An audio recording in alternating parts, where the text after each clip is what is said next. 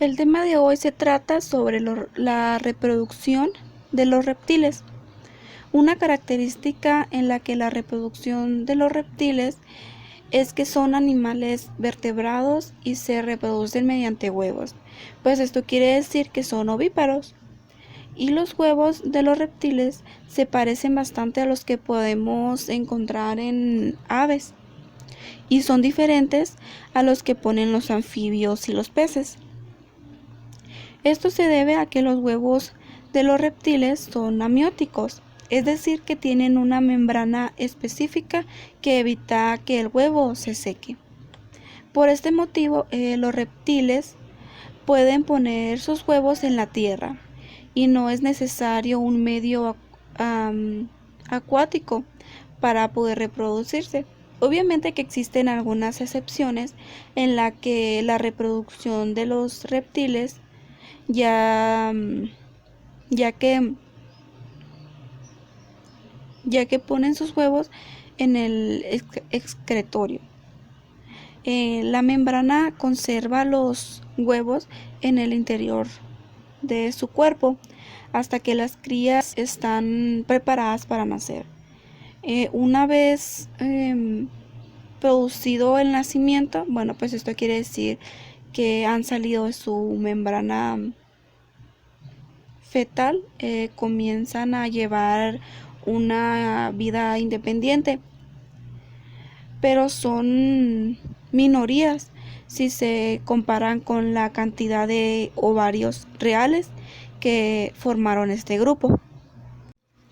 En el tipo de reproducción de los reptiles, como en la gran mayoría de los animales superiores, es sexual.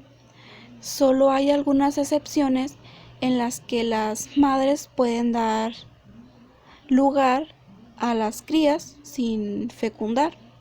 Es un proceso conocido como partogénesis, que tiene un lugar en algunas especies del orden Squamata, aunque se trata de un proceso mucho más común en algunos vertebrados. Algunos ejemplos de los reptiles que pueden llevar a cabo esta partogénesis son 7 familias de lagartos y una familia de serpientes, aunque se sospecha que puede ocurrir también en otras familias como la de los camaleones. En la fecundación, la reproducción de los reptiles destaca por el hecho de que la fecundación es interna, ya que los reptiles no necesitan de un medio acuático para poder reproducirse. En la gran mayoría de las especies se efectúa a través de un pene simple, por ejemplo, en las tortugas y en los cocodrilos. Otras especies lo hacen gracias a 2 hemipenes que aunque en cada fecundación solo se utilicen uno de ellos. Este es el caso de la serpiente y los lagartos. Y por último, en algunas especies de tipo de lagarto, en estrategias de reproducción de los reptiles, en cuanto al carácter sexual de los reptiles, se considera dioicos, ya que presentan un individualismo macho y un individualismo hembra. Los procesos provistos al apareamiento varían extensamente dependiendo de la especie. Existen diferentes tipos de estrategias. En algunos lagartos, por ejemplo, son capaces de cambiar de color para llamar la atención de las hembras, o incluso se desplegan las aletas de su piel acercándolas al cuello. Y las serpientes pueden realizar diferentes movimientos que demuestran su predisposición para aparearse, y otros reptiles como el cocodrilo emiten sonidos en forma de rugidos o bramido para llamar la atención de sus posibles parejas. En muchos casos o ocasiones están estas conductas que rodean el apareamiento están diseñadas con una doble función. Por un lado, conquistar a las hembras y por otro lado, ahuyentar a los posibles machos competidores. Conocidos como tuataras no presentan algún órgano copulador. En estrategias de reproducción de los reptiles, en cuanto al carácter sexual de los reptiles, se considera dioicos, ya que presentan un individualismo macho y un individualismo hembra. Los procesos provistos al apareamiento varían extensamente dependiendo de la especie. Existen diferentes tipos de estrategias. En algunos lagartos, por ejemplo, son capaces de cambiar de color para llamar la atención de las hembras, o incluso se desplegan las aletas de su piel acercándolas al cuello.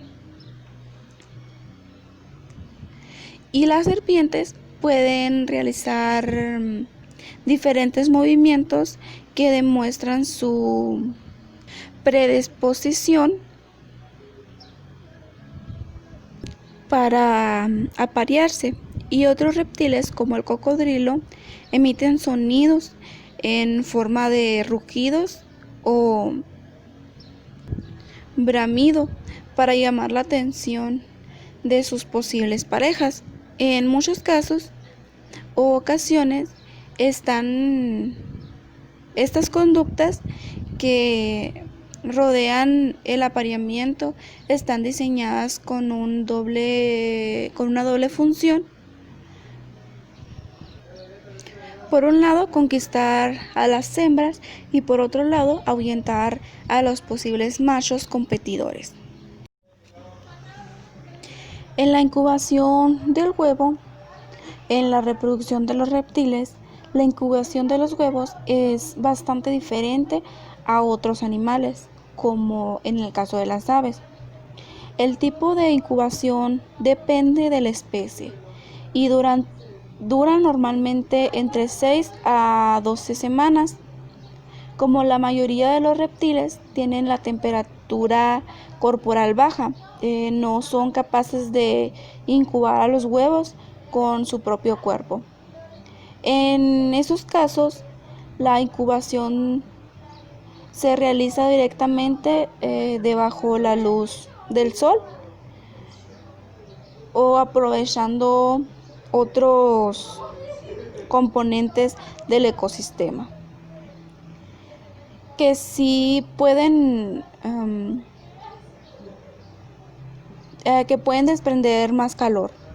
En algunos casos, los animales como la serpiente pitón cuenta con la temperatura corporal suficientemente como para aportar calor a los huevos. En este caso, la hembra se enrolla alrededor del huevo para cumplir la función de incubarlos. Este proceso de incubación puede ser determinante a la hora de definir el sexo del individuo que nacerá. En algunos reptiles, como las tortugas, los cocodrilos y algunos lagartos, la temperatura de la incubación dictamina si los que nacen es un macho o una hembra. En la mayoría de los casos, una temperatura elevada implica el nacimiento del sexo más grande. Por ejemplo, en el caso de las tortugas, el más grande sería hembra, mientras que en los cocodrilos sería el macho. Cuidado de las crías. En la reproducción de los reptiles, la relación entre los progenitores y las crías pueden ser muy diferentes, dependiendo de la especie. En muchos casos, una vez se hayan puesto los huevos, estos son dejados a su suerte y los progenitores no vuelven a saber nada de ellos. Un ejemplo de este comportamiento, lo tenemos con las tortugas marinas. En otros casos, como el de las serpientes o el de los cocodrilos, las hembras se encargan de proteger al huevo de posibles depredadores hasta que estos se eclosionan y nacen las crías. Los reptiles no sufren ninguna etapa larvaria y las crías tienen la misma estructura que los adultos, solo que son más pequeñas.